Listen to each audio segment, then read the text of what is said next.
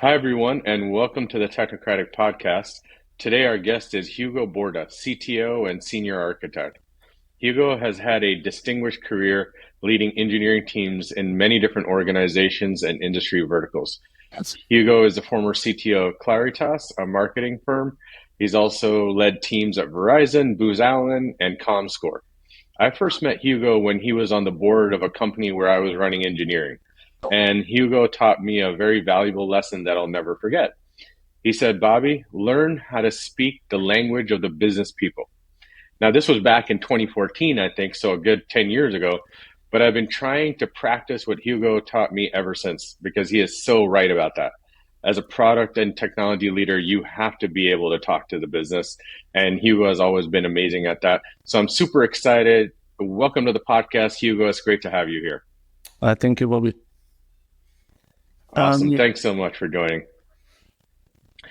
So as always, I'm going to turn it over to my trusty sidekick, Mishka McCowan, to dig into some fun questions to get us warmed up with Hugo. Take it away, Mishka. Hugo, hello. Nice to meet you. We're going to start with just 5 questions. They're very simple. They are this or that. I'll give you 2 things. Pick the one that you prefer, and then Bobby and I will do the same. So first one is very simple. Do you prefer fiction or nonfiction? Nonfiction. Yeah, nonfiction for me too. But when I was younger, probably more fiction. I like nonfiction, but these days, fiction is a good way of escaping and getting away from the work day to day. So I lean a little bit that way. All right, second question. That. City or countryside? Definitely city. The crowded, the better. Yeah, that's a good one. City or countryside? Yeah, I'd go with city too. More activity.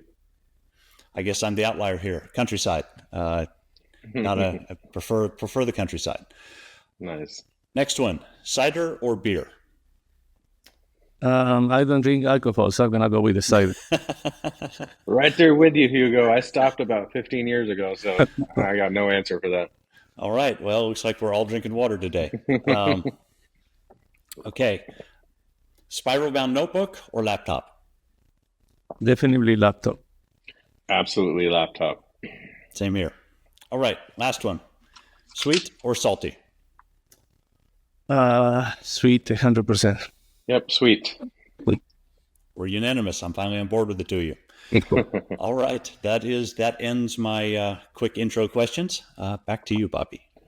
Okay, awesome. Thank you so much, Mishka and Hugo. Good answers on all of those. I agree with almost all of them. We're going to transition into asking some questions about technology now, Hugo. And what we'll do is I'll ask some questions. We'll see wherever the conversation goes. And then Mishka will also jump in with thoughts and ideas. Mishka, of course, comes from a security background. So don't be surprised about some security type questions or whatever there. But generally speaking, we'll probably keep it pretty high level. Mm-hmm. Maybe we'll get into the CrowdStrike thing. Maybe we won't. Maybe we'll get into some of the latest news. But surely our audience is very interested in probably what you think about things like getting to a senior level of leadership and what your thoughts are on AI and things of that nature. So we'll kind of cover the gamut there. I'll start with something I was very curious about and have always been curious about with my talks with you is you've risen through the ranks, you've led big teams, you worked at big companies. How did you go from being individual contributor to being a leader, being a CTO, and what can we kind of tell our audience about in terms of what are some of the ways to kind of climb the ladder and go from maybe being a team lead of an engineering team to being in the boardroom, part of the ELT? You know, you've done that for many, many years. Do you have any advice for our audience on that? Absolutely, Bobby. As we probably talked in the past as well, the thing is, I think that the success is first, there are no 2 human beings that are the same. So when you work with a team of developers, which including myself, sometimes we are a little bit hard to handle, you have to have flexibility in how you deal with everybody. So if you're coming with one recipe and all of a sudden you want to have the same way to address your development team, I got news for you. I think that you're going to fail. Right. The other is I learned it is, I don't know, part of my life, I got like 3 years of career coaching by psychology. And I learned a very important lesson. And that is, there is only one thing that I can change in my life, and it's myself. So if Yeah. leading a team, if I think that I want somebody else to change to the way that I think, I'm going to feel miserable. So I'm going to always change to the way that the other peoples are. So basically you wear different hats as Right. you get to have the conversations with the people in your team. Yeah. And the other is people are motivated by different factors, right? And then, of course, I love to lead by example. I did work in my life with managers and supervisors that they didn't know too much, really, what I was doing, but they want to have directions of how things should be done. Yeah. And that with technology doesn't fly too well. So Yeah. the moment that you show the people that are in your group that you can do the work as well, you start having much better conversations, and the results are out of this work. In addition, Yeah. if you offer help to the people in your team, and plus your help, you can prove you can really, really help, then you find that people start reaching out of you, right? And I say it all the time.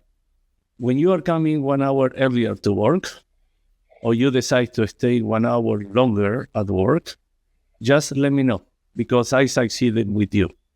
So I want you that the place that you are coming to work is a motivational place for you to come to. I can imagine somebody going and spending 8 to 14 hours work in something that you don't like to do.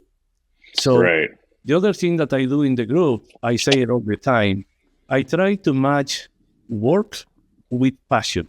As you know, in the technology stack, you got what I call the Picassos, people that are excellent in creating UI metaphors. Right. Then you have the person that want to stay in the corner and is sensitive to the nanoseconds, and is a backend developer that probably doesn't want to talk to anybody. The moment that you give it to the backend to do front end, and you get the front end, the thing to do in the backend, you fail. The moment that you divide the task where the talent reside and the passion reside, that is where you start seeing productivity. Right. So I don't think that anybody can succeed on this business if you keep the psychology part away from what you do every day. Right. That's such a good point, Hugo. Yeah. Yeah. You know what you said about setting an example? I think that's so good, because a lot of people I notice when they get to that VP level, they will stop setting the example that they were when they were doing it when they were at the director and below level, but they get into this VP level and something happens in their mind and they're like, well, I don't need to do all this stuff anymore. And the truth is that I found, like, the higher up you go, the more you have to do it. You know, the more you have to do a lot of the grunt work. Mishka does, and Mishka's very high up. He does like grunt work. I'm doing grunt work. You're doing grunt work. The grunt work really never goes away if you're a good leader. No. It gets more and more because you want to be there with your team side by side, driving them forward. And those are the best kind of leaders. So I think that's a really good point. There is another point, Bobby, that is you need to bring technologies to the team. So the more technologies you bring, the more respect you gain. So if you can teach people how to do things different, hopefully better, you start creating a completely different culture, right? Going to work is not just to spend 8 hours, particularly in computer science. Going to work is where you put all your creativity up there every day. So if you are not proud of what you do, probably you got the wrong employee. But you want people that they want to shoot for the star instead of just going over there and do mediocre work and just go for 8 hours, right? It's hard to do computer science mediocre. Either the thing that we do either work or doesn't work. But to say the thing that you do in computers kind of work, it doesn't exist. These are bits. These are zeros and ones. So really it works or it doesn't. But in our field, kind of work, it doesn't exist. Yeah, that's a good point.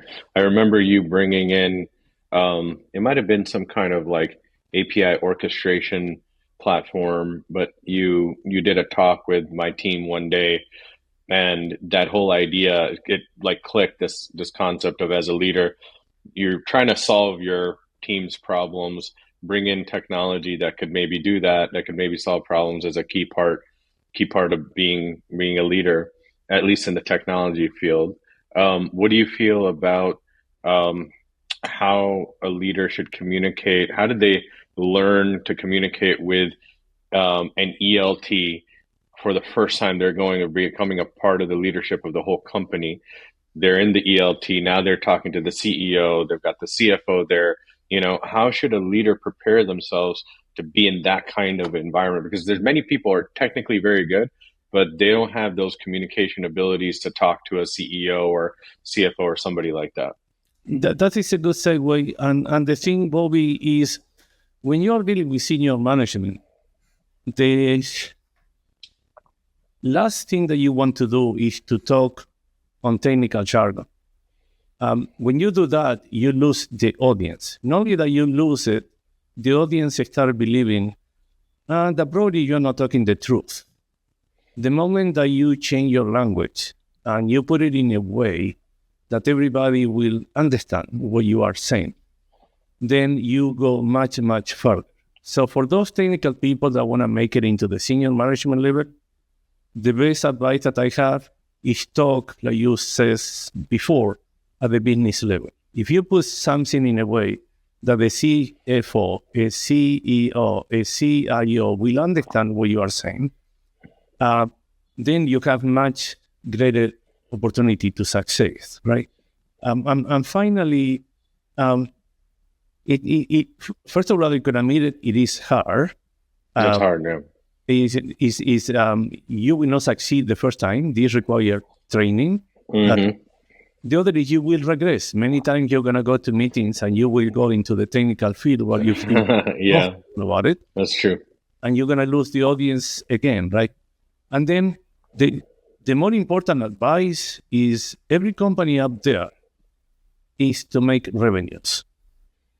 The moment that you want to do something because it's cool, you lose your entire audience. Right. So if you don't keep focus that, first of all, that person's salary is paying by the company that the person works for, by selling services or product or something else, then the person is missing the point. Because when you are talking to the audience, you have to think like the company is your company, not someone else's company. So if you're going to invest in doing some technology work, think that you are paying from your pocket. When you start having that perspective, the way that you approach technical work is completely different than if you just don't think how the money gets to the place and how that money end up in your salary. Yeah, God, I love that. You taught me that 10 years ago. That's so good. Hugo, what about this whole idea of, I found this to be true, which is that all these lessons you taught me, which I then try to tell all my people, a lot of questions I get are around like authenticity. This idea that, well, if you're going to go into a board meeting and speak in business terms there, and then you're going to go into an engineering meeting and speak in engineering terms there, you're not being authentic somehow, and you have to stick to yourself and your authenticity. What do you say to people, engineering leaders, who feel inauthentic when they're talking to business people about business? On this, I have to disagree that the people think that you are not authentic. The people will respect you because you are defending the truth. So if you can talk to the two in a technical side, and then you can talk to people outside the group in a language that people will comprehend what the group does, right? So I think that you will gain respect if the people in your group start seeing that you start having positive results, more R&D money is coming to the way, and more things happen. Now, let me tell you this. I think that I draw this chart in the past. But if you want to think on stairs, that is the way that you gain credibility. So you have to go length of a step to earn this credibility, and then you go the length of a step to earn this credibility. Now, the way that you lose credibility, you don't lose it the stairway, you lose it as a straight line coming down. All right. So if you put the steps and the length of the steps, let's think that is 6 months, you might have years to pass by until you gain the height of 3 steps. Right. But you might be losing the 3 steps, not in 3 years, in 1 day. Right. And then do you know how you're going to earn the reputation again? In 3 years. Mm-hmm. So you have to be very careful on that. If you are aware how you're going to lose reputation and what it's going to take to earn reputation, you will think twice everything that you do something in the world. Right, exactly. So you gain credibility slowly, and you can lose it very fast. Especially, Hugo, I've noticed also, I want to see what you think about this. When you're a technical leader or product leader and the business people ask you a question and they want the answer to be a certain thing, but you know it's not that thing. You know the truth is not what they want. And every product and engineering leader has to deal with this, which is how can you stay honest with your answers to the business side of the house and still maintain a good relationship with them and obviously do what's right for the business. That seems to be a very difficult balance for people. It is not. And my first recipe is don't lie. If you stay honest, you got longevity. The moment that you start lying, you got a very short life. Your life will come up eventually, right? Right. Now, what I'm going to say about this is many times people in the upper level, they don't have enough knowledge like the technical person knows in why it cannot be done. So don't use expressions like it cannot be done. Explain. But explain the business sense. And the other is get the business people to be alliance of what you do. So if you put it in a way that the business people will come out to the same decision that you came, but you help them get there, you got success. The moment that you are not helping them to understand what you are saying, and you want to do it that way because you wanted to, that is where the miscommunication start happening, But helping them get to the same point that you got to, that is not simple, is the work of the leader. And you should never use that expression like, I cannot explain to you because you will not understand what we do, right?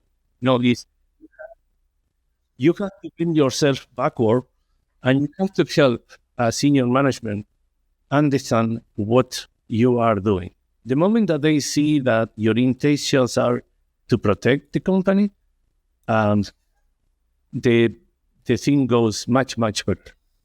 But in the same vein, I wanted to ask your insight and opinion on, when people who are climbing up the corporate ladder, they're, getting it to that higher executive level. How should they learn to perform well at that level? Is it a case where they just have to do the work and be in that environment and you just learn trial by fire? Or can you take a course on it? Do you get mentors? What's the best way to actually learn how to be an executive? Should you take a course on it or something? What's your opinion on that? Many. The first one is I was lucky enough to get career coaching for 3 years. So I was talking to the psychology every Thursday. The thing that I learned during that is it's just invaluable, Bobby. This is coming from the U.S. Army, but the higher you get, yes, you got a troop to manage, but the thing that you shouldn't worry only is about the people in your organization. So it is more important, I'm going to say it one more time, it is more important how do you manage to the size than how do you manage to the right. Yep. So if you just create an organization that performs absolutely great, but your relationship with your PRC is horrible, you fail. You fail. Yep. If you have a very nice relationship to the side and your organization is not the best one, you succeed. Exactly. So the thing is, you have to think that there are other groups as important as yours within the organization, and it's your responsibility to work with everybody in creating this thing called a company. Now, let me tell you something else. Right, a company. There are many psychological tests, like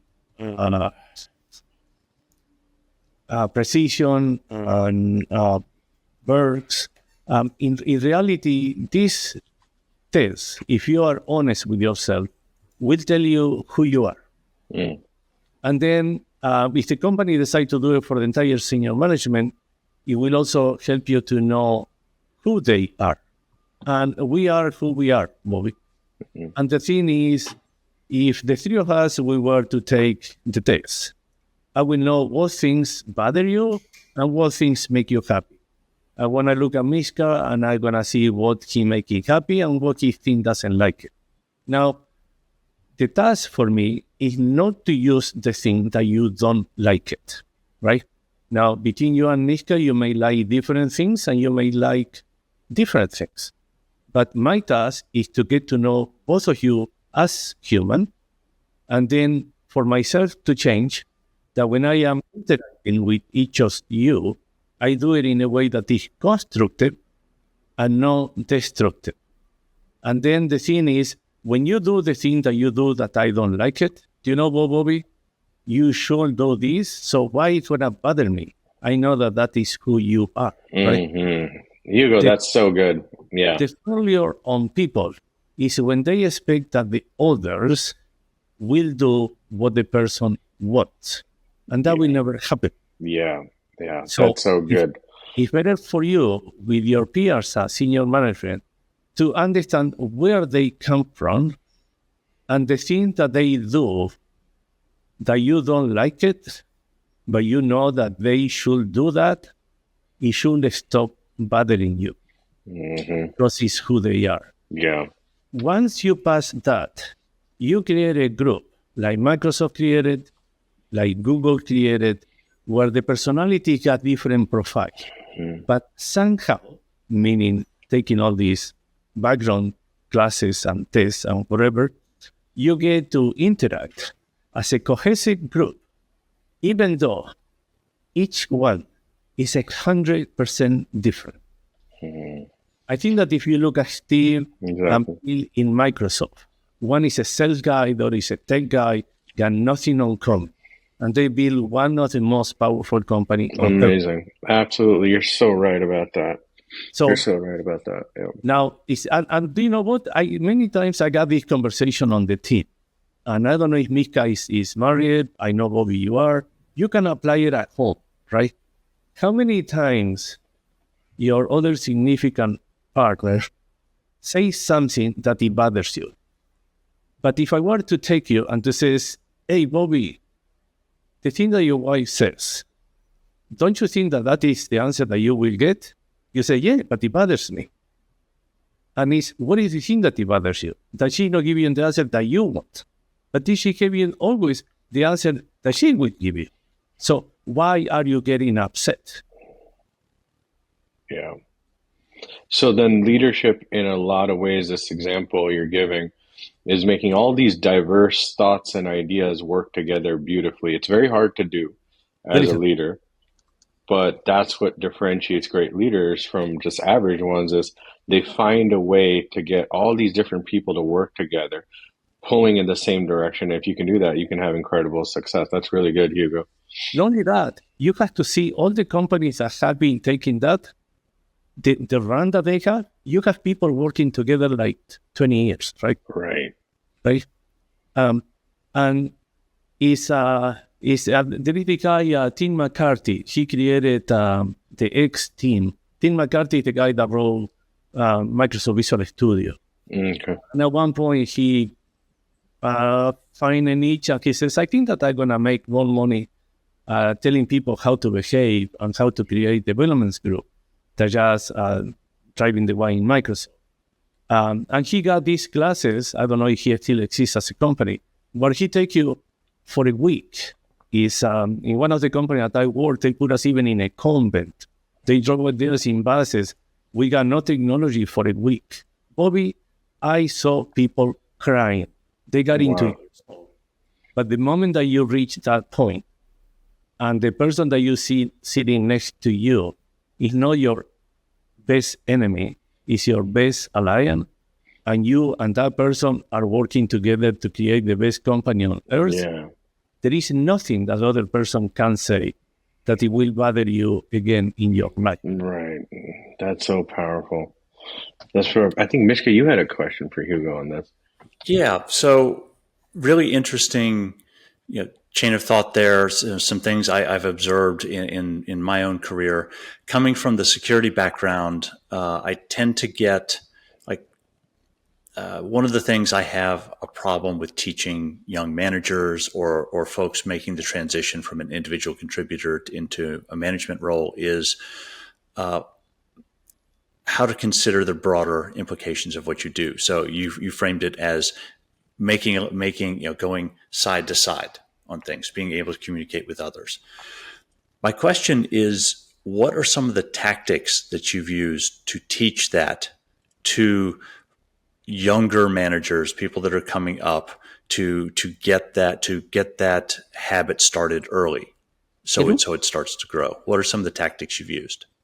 I got one, and you will see because I can answer you so quickly. Mishka, you have to have this conversation with the person in your office, closed up. And this is what you're going to assess. Do you think that you need to improve? If the person says no, there is nothing that you can do. Mm-hmm. The next question you says, do you want to improve? If the person says no, there is nothing you can do. The third thing that you says is going to hurt. I'm going to tell you things that your mother did not tell you. But it's going to make you a better person. So if the person knows that you need to improve, if the person wants to improve and is willing to receive feedback, direction, suggestions, then you can work. If you don't have those three questions, check, Mister, you're dealing with an impossible. Sure. Yeah, that makes a lot of sense. So if they give you the answers that says, yes, I need to improve. Yes, I want to improve.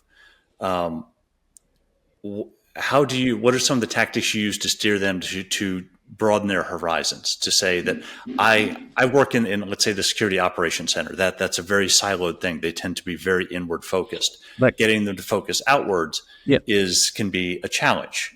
As an example, what are some of the tactics that you would use to get them to stop navel gazing and start working with peers? Okay.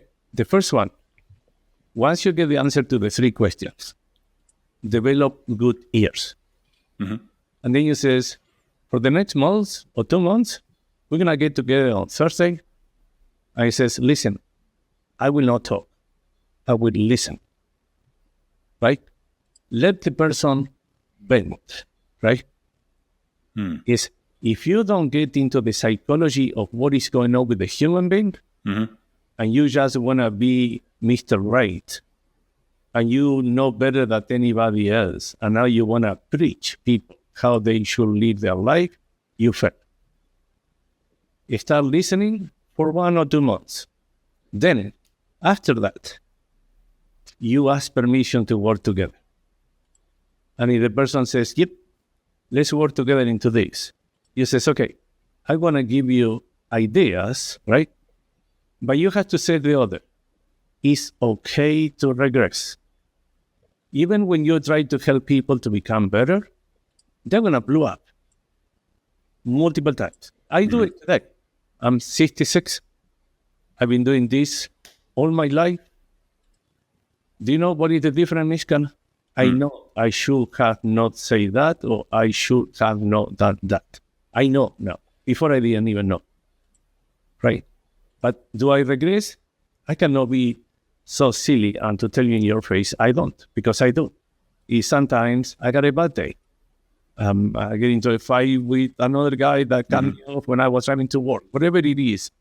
And so, and there is another very important person, right? A factor into this that is coming from the classes that I took. don't let your mouse go faster than your head. So say it first in your head, then say it, right? I got, for example, another thing that you should tell your troop. If you find yourself responding to an email within seconds of receiving the email, don't send it. That is an emotional response. Now you say this. If you want to type it, go ahead, but save it. Don't send it. And you're going to promise these things. You're going to read it 10 times. No 1, 2, 3, 4, 5, 6, 7, 8, 9, 10. You're going to read it once, and you're going to save it. You're going to read it 2. You're going to save it. I can tell you that between 1 and 10, you will change it. I will tell you something else. After 10, you're not sending it. Yeah. Because it's an email that you shouldn't send. Yeah. So emotional response, emotional emails are not part of our daily life. Yeah. Don't let yourself be faster than your brain. That's really good. Hugo, about this emotional thing, I think the more you can take emotions out of the situation, the better.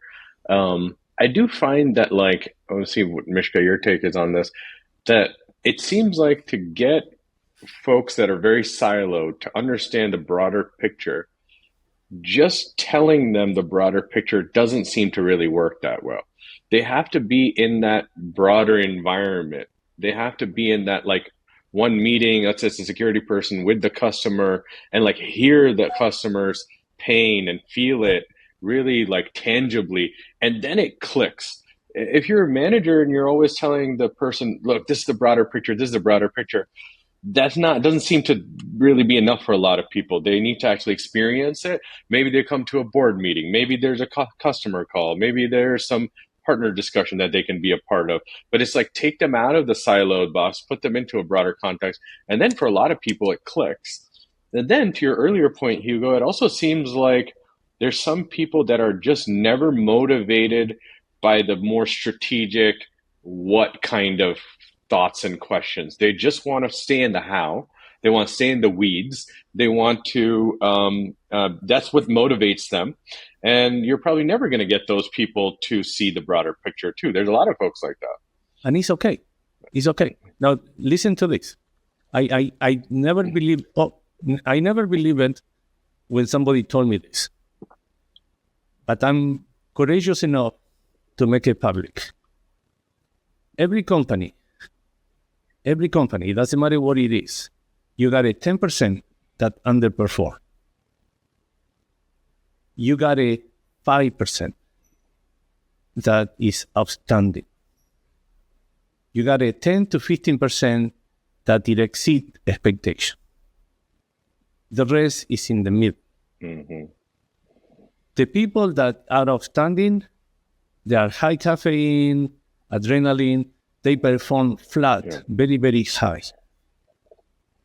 The people that did exceed, it got peaks, but within a band. So they go up and down. They never come to regular people. They never go to standing, but they got peaks. The people that are in the middle or the third band below, they stay flat. They want to come to work. Listen, I got all the priorities on life. I like hunting. I like to go scuba diving. This is just for me to fulfill my job. There is a people at the bottom that you will never motivate. It doesn't matter what you do. Yeah. Shame on you if you think that you're going to take your entire organization and you're going to shoot it to the top. That's a good segue into this topic of energy, Hugo. This is one thing I noticed about you from the minute I met you, which is, and I always ask you, where do you get the energy from? But you have this amazing amount of energy. And, everybody seems to have, a different recipe for their life and how to keep their energy maintained. And you probably have your own kind of approach to it. But how are you able to work the amount that you do and with the energy, with the focus that you do? How do you maintain that level of energy? I give you two things.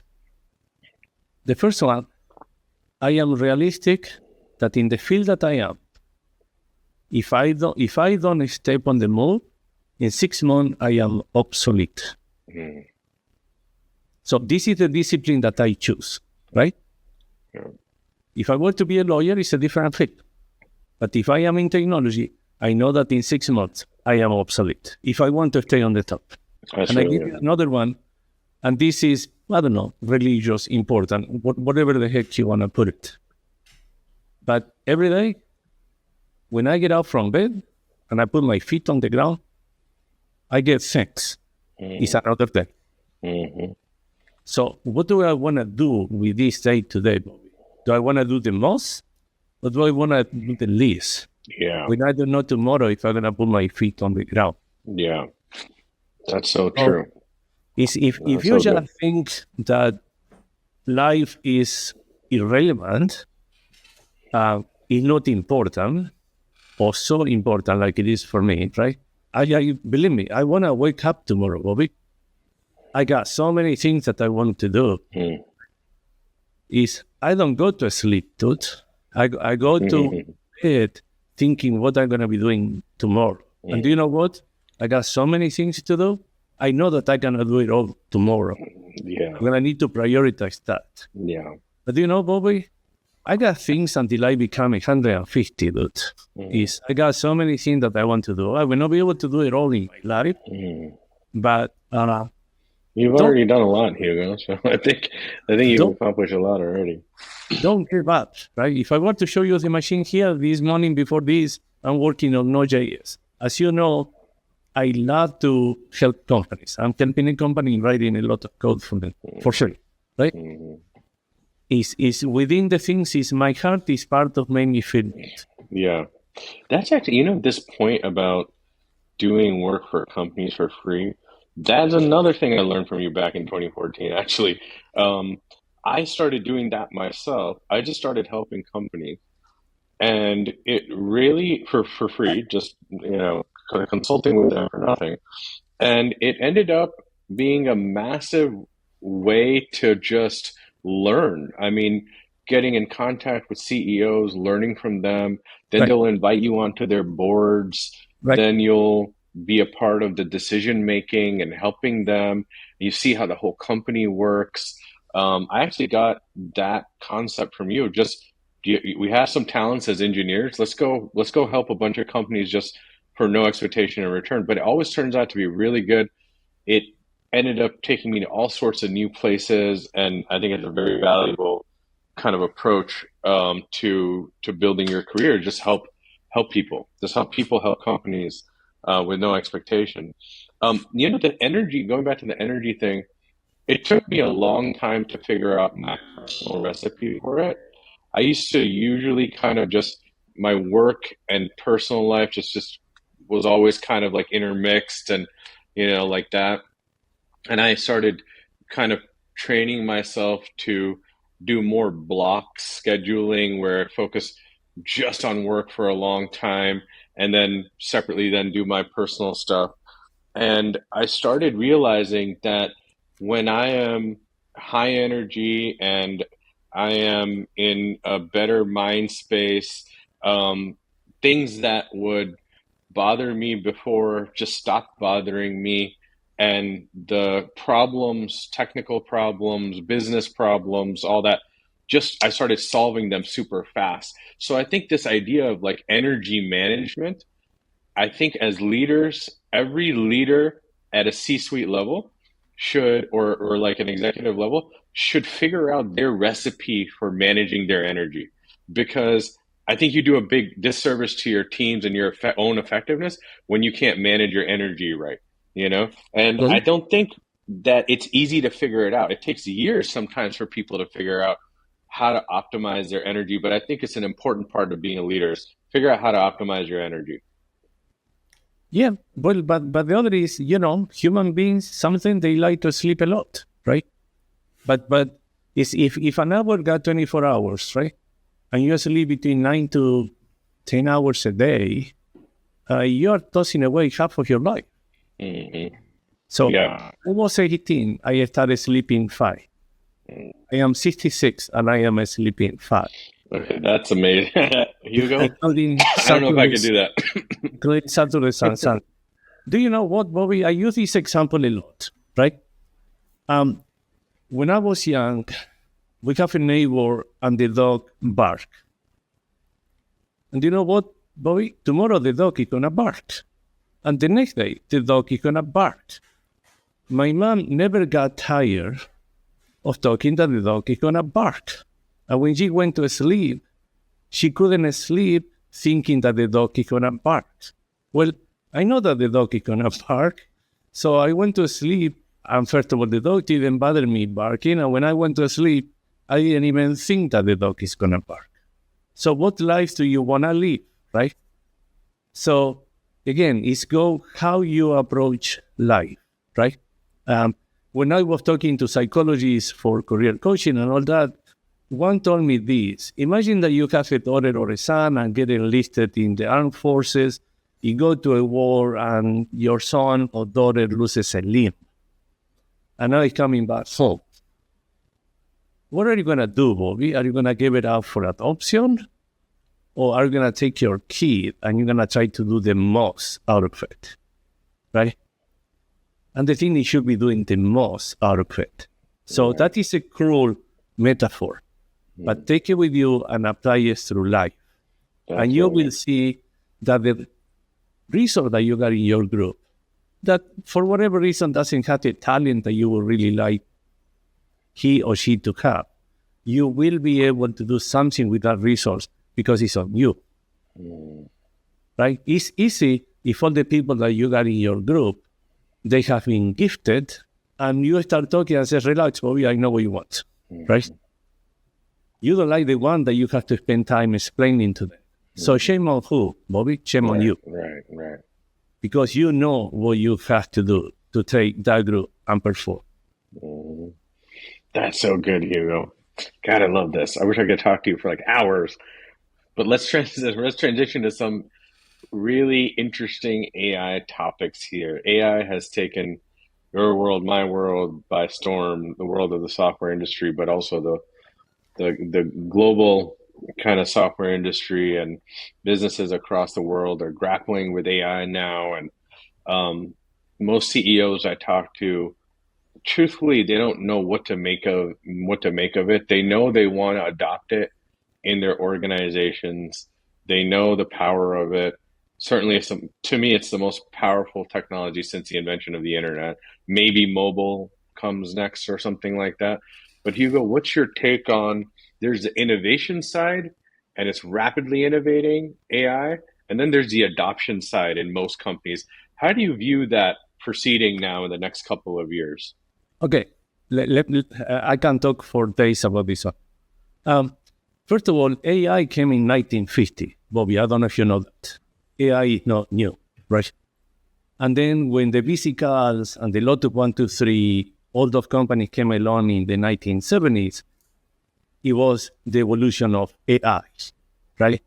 So if you realize what happened with AI now, is NVIDIA created a chip for gamers. Bobby, it wasn't for AI.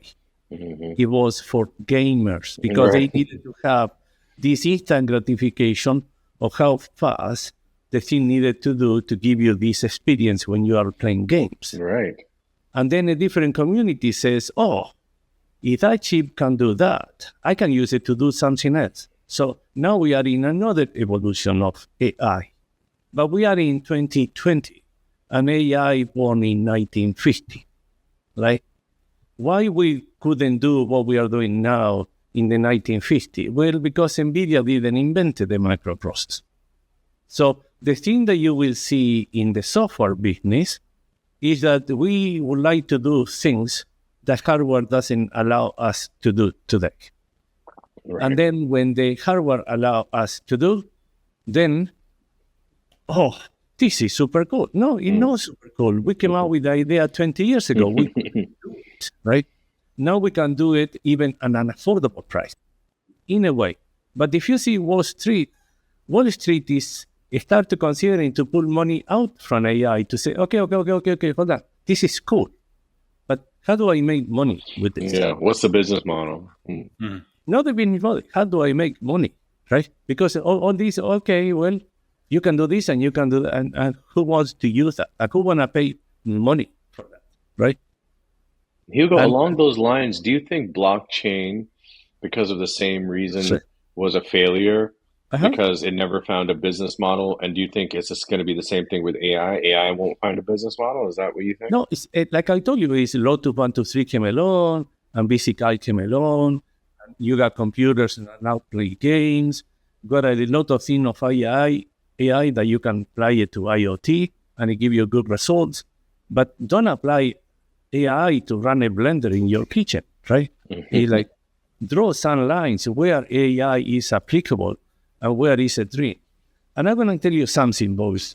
I was talking to a company. They got a lot of, 66. You got people in the 20s and 30s.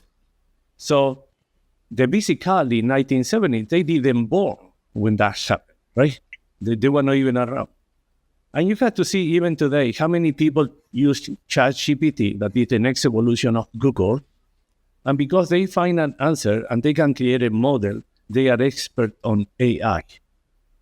And the expert on AI doesn't know a single Linux command of what happened with the file that the AI system is going to use. I was talking to these people, and as you know, in 1970, Claritas was created, and we were doing market penetration, market potential, Right. segmentation, and clustering. In 1970, we were running regression equations. These people, they didn't born yet. And now they are doing market potential and market, but they don't know that we were doing it in 1970 through regression equations. And maybe the thing that ChatGPT uses underneath is a regression equation and they don't know, right? So what I find is it's a hot topic. A lot of people want to work in AI and ML and DL, right? It's like, but what happened when all these things that ChatGPT tell you to type the command doesn't work? Where do you start from? I don't know. I just throw the arm to there and say, it doesn't work, right?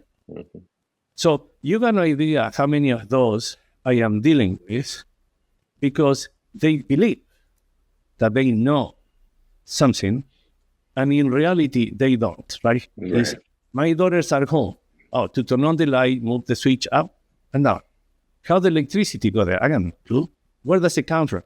I don't know. How does it go through the house? No idea. Do you need to have cable thin or thick? No clue, right? But the instant gratification you got on and off. The same happened with this generation of AI, right? And there are so many people jumping into it. And I'm not saying it's going to be a failure. No, absolutely not. I use it a lot. I use it in IoT. There are many applications. But I think that we, like all the time, something is coming and we do, woo, we go to the end over here. Yeah, it's the hype cycle. Yeah. What the heck? And now we are coming back, and say, oh, okay, this is the place for the things to be. And in particular, the one about money, right? Oh, here a data center in Arizona with 7,000 servers and a master cooling and this and this and that. And you can figure out what 2 + 2 is equal 4. I mean, like, what? What are you doing? Yeah, we're using AI. I mean, for what, right? So I think that what happened with AI, I think that people just drink the Kool-Aid. He didn't think money-wise, right? How that thing is going to monetize somehow. Now, don't get me wrong. The IBMs that got deep pockets and many other companies, go ahead. Invest as much as you want, do R&D, right? But look at IBM Watsons, right? For how many years IBM will keep pumping money into it? An unbelievable thing. Doctors could use it to predict cancers, breast cancer on women because of the power of the processing and analyzing images and this and this and that, right? There are so many wonderful applications that could be created, right? But it's not taking off. And the other that, I tell you this, I don't know how many times. There is this thing called the community, Bobby. How many times we have seen wonderful technology that the community didn't adopt and they failed. And at the same time, we see technology that sucks, but the community adopt and they succeed. Right? Yeah. Yeah. So that is the other things is how you're going to be taking these things and how you're going to make it take off. Yeah. And where is a place for it to use it, right? I spend a lot of time on working with companies on their product roadmaps. And it would be interesting to see a statistic of how many sort of mid-market companies have adopted AI into their products in a way where it's generated more revenue for them. I don't think that's happening a lot. They Yep. are adopting some aspects of AI as a broad umbrella term, but Gen AI specifically has caught fire in the world. They adopt Gen AI. Maybe it's for user onboarding. Maybe Yep. it's for report generation. Maybe, all kinds of stuff. Productivity. Yeah, productivity, operational efficiency. But Yep. how many people are actually seeing either improved profit margins because of operational efficiency improvements or increased revenue because they have a better product, more products? Like, That hasn't happened yet in any kind of, I think, big scale or anything for most middle of the road companies. And I think part of it, just if I could just make one finer point on it, I think part of it is because the sort of like early nature of AI's technology, it's experimental in some ways, but also the mindset of engineers and product leaders is a fear-based mindset. I think they're mostly afraid of it. They dabble in it. They'll use ChatGPT on the side personally, but generally they're afraid of it, and it's scary. And I think some of that fear is definitely well-founded, but I think that fear prevents them from, for example, bringing in the right AI tools to build products purely with AI, right? They're scared of that whole thing, understandably. And so it slows down adoption, I think, in a lot of companies. two things. You're right that they are scared. 100% I agree with you. But the other is nobody can take these things and put a dollar sign next to it to allow CEOs and CFO says this is a yes decision. Because nobody can make a numbers of that. It's all smoke. Listen, I work in a project that the thing is we're going to be putting antennas around the country, right? Antennas for these things, for phones. And then this is what we're going to do. We're going to get maps from around the world, Bobby. And then we're going to do 3D-dimensional map. Because we want to see if the way you're going to be able to travel through, because if you put a building in front, it doesn't. So you are looking for locations where the terrain doesn't have high structures, right? So now you have to license a map. To do a 3D map and to figure it out the range of the antenna, right? So the project got finished. I'm telling you, to figure out where you put one post with one antenna, it cost you a fortune. And it was all AI. And it was like, after 1 year, the project got totally nuked. It didn't go anywhere, right?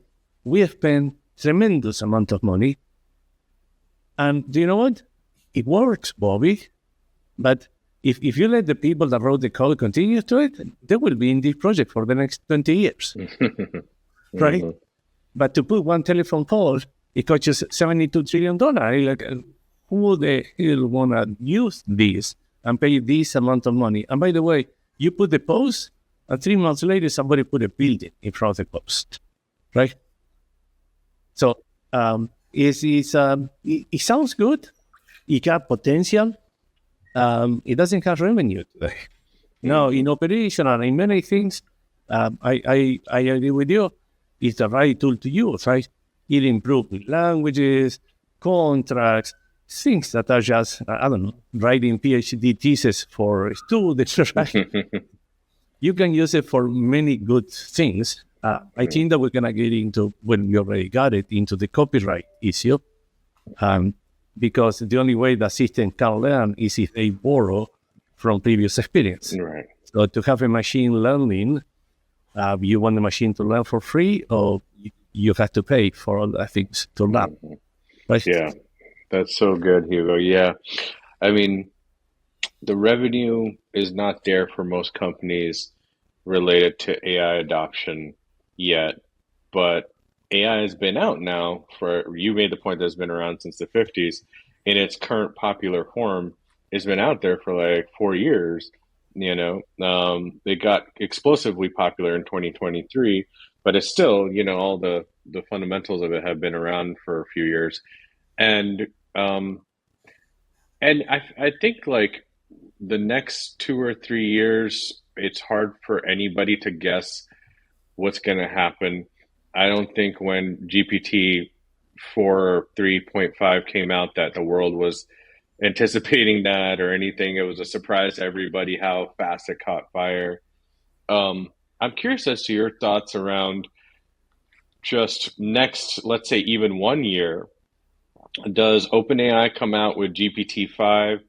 Does Claude take a leap forward? Does Gemini go crazy? And what about the energy limitations and the problems they have with that and the regression, large language model regression problems?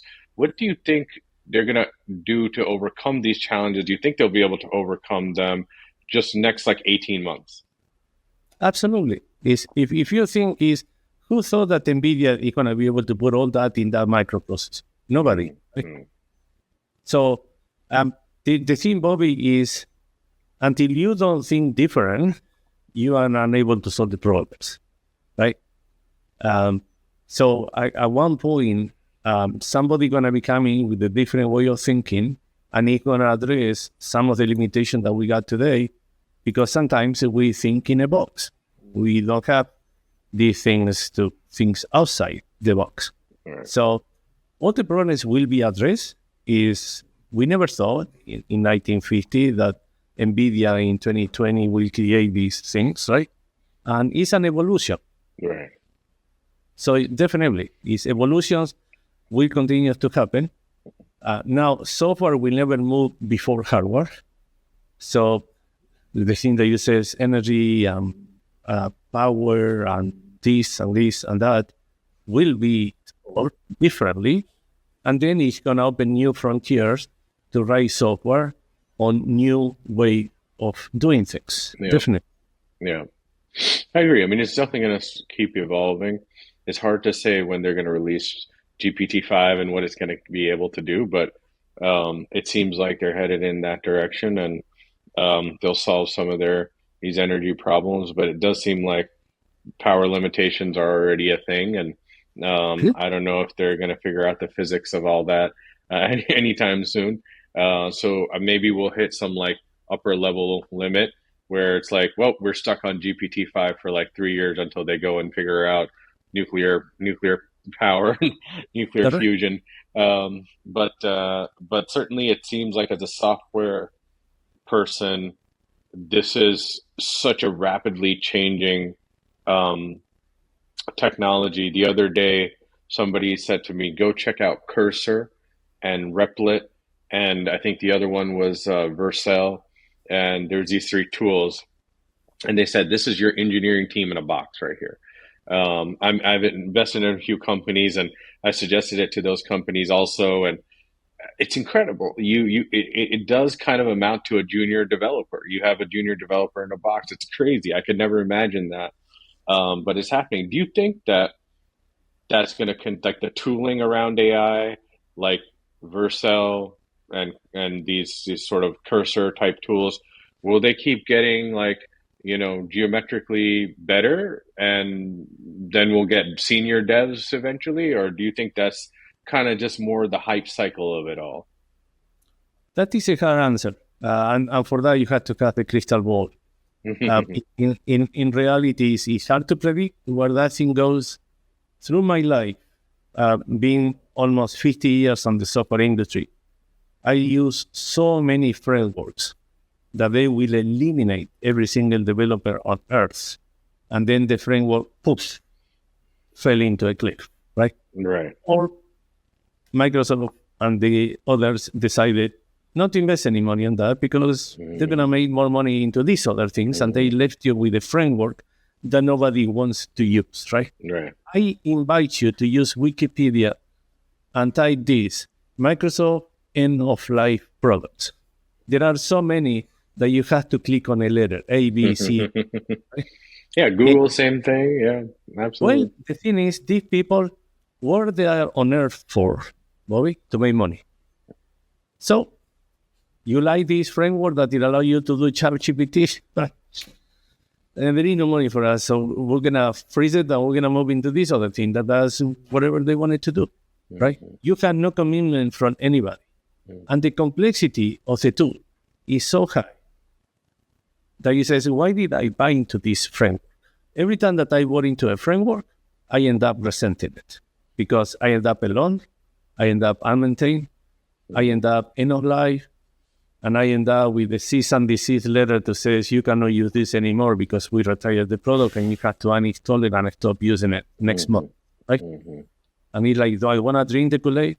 Bobby, look at my head. So wait, I learned that lesson many times, right? So all these frameworks that can replace your junior developer, I will ask you to consider twice. Because when you have a junior developer, you can help the person. When the framework is not working, I don't know if you can help the framework. Right. That's really true.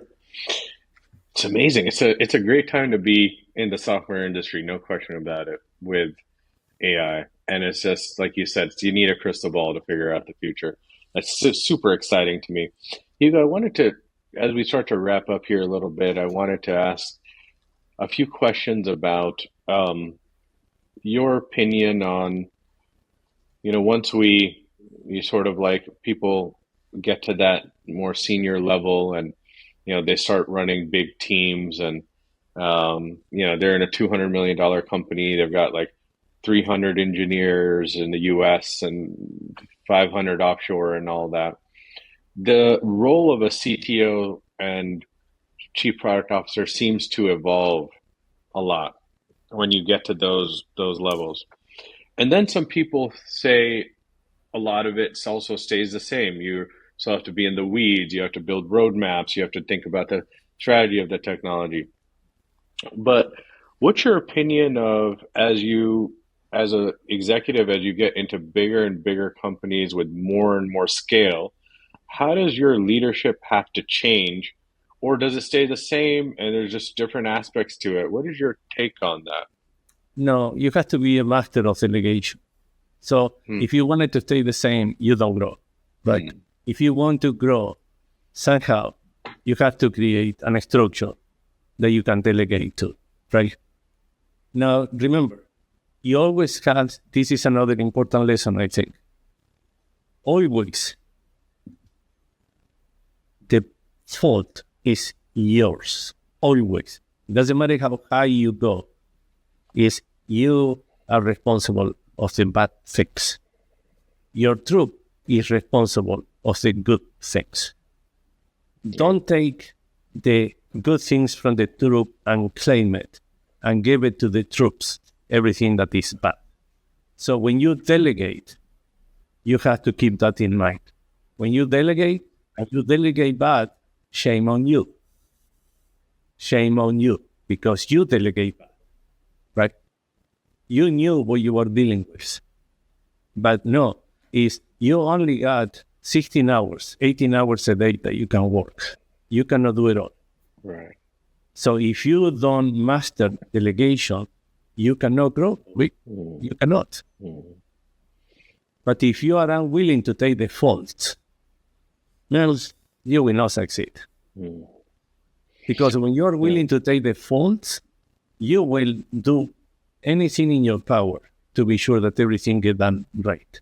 Because all the faults are yours, nobody else, yours. It kind of connects to this idea of extreme ownership, right? And this idea that the higher you go, the more responsibility you should take versus what typical people think is the higher you go, the easier life will become. You'll have a huge office. You'll sit back in your chair. You'll tell everybody what to do and stuff. And if anything messes up, you just fire that person or get rid of them. And it's exactly the inverse of that. The higher you go, the more you're responsible for every little thing, and the more ownership you have to take if you're going to be great, if you're going to be a great leader, and the more you have to kind of own the mistakes and the things that miss, and encourage your team to own the successes. And that's a very valuable lesson. I think Yeah, the I can see it working both ways, Bobby. I can see the person in the office doesn't have any responsibility, but he got a job. right, Um, but I like the other one. In the technical field, I think that if you are in the office that you have no clue what is going on, right. it's hard to succeed. It is. It is. Absolutely. Hugo, last question for you. When you think about the next evolution of the software industry, I wanted to see what your take was on this. Software industry, we've been doing agile for a long time. We've been doing Scrum for a long time. We've been doing product management a certain way for a long time. Engineering management has been happening a certain way for a long time. And in my opinion, it hasn't changed all that much. Like they're definitely like step changes that sometimes happen. It seemed like product management caught fire in the 2010s, and it's been around for 40 years, but it seemed like it really got popular in the 2010s. Agile was invented in the 2000s, so that's 20 years old. You know, um, is the act of building products, software products, and all that goes into it, is that going to change now in the next few years? Maybe because of AI, but also other technologies.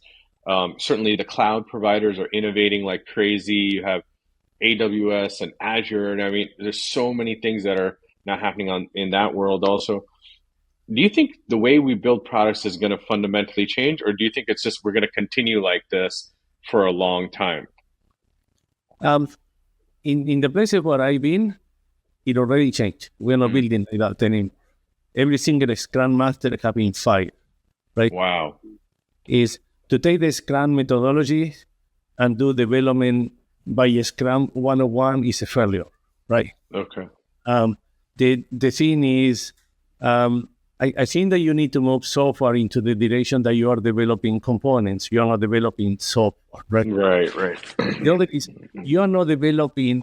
Imagine that you want to have a product, and all of a sudden you write these multi-layers, and now the product uses this stuff. You shouldn't say that the thing that the top uses this stuff is done for the product. You should see the product uses. So there is a concept on software development that when you write something for somebody to use it, no, you write something for it, it changes the way that you think, Hmm. because the consumer of whatever you write is everybody. Yeah.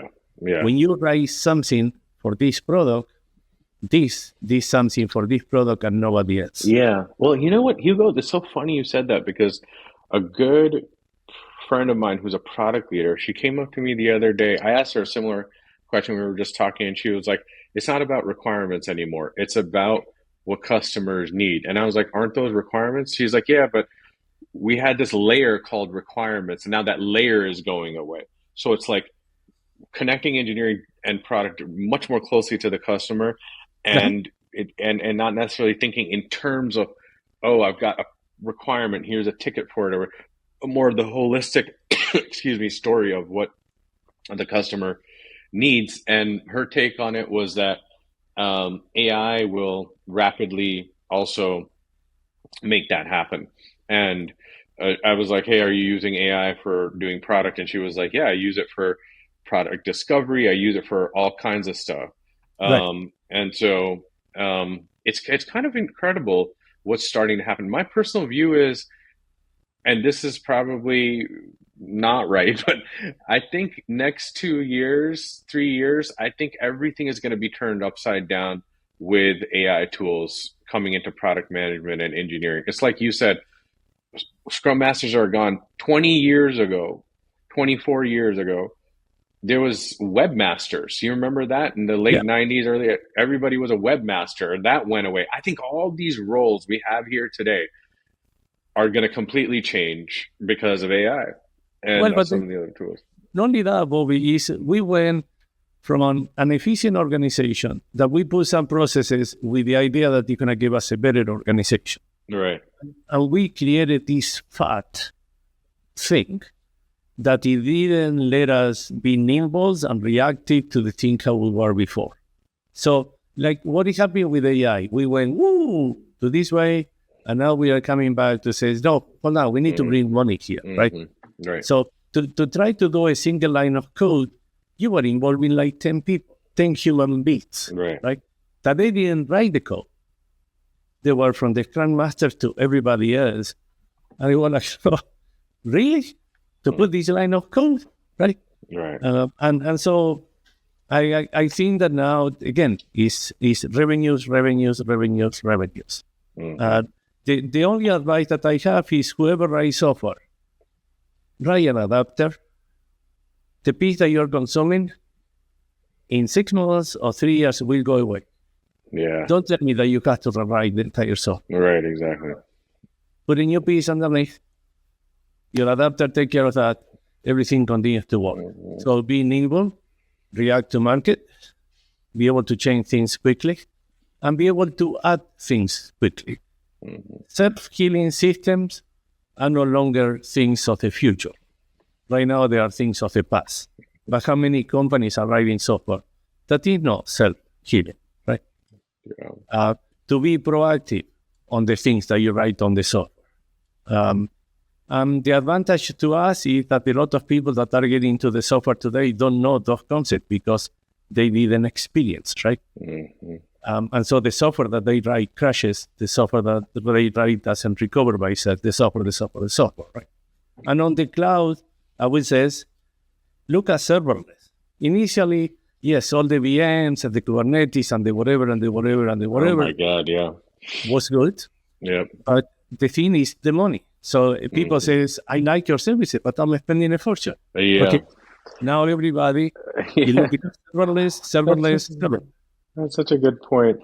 I'll say my own experience with that was as a CTO, my VP of Cloud Ops would come to me every 6 months and talk to me about Kubernetes and stuff. And all I saw was how expensive it was going to be to implement it. And I wasn't sure. Yeah, I wasn't sure if it was going to get my uptime on any of my products any better, maybe by half a percentage point or something like that. I wasn't going to be able to reduce the size of the Cloud Ops team because of Kubernetes. I would have to increase it.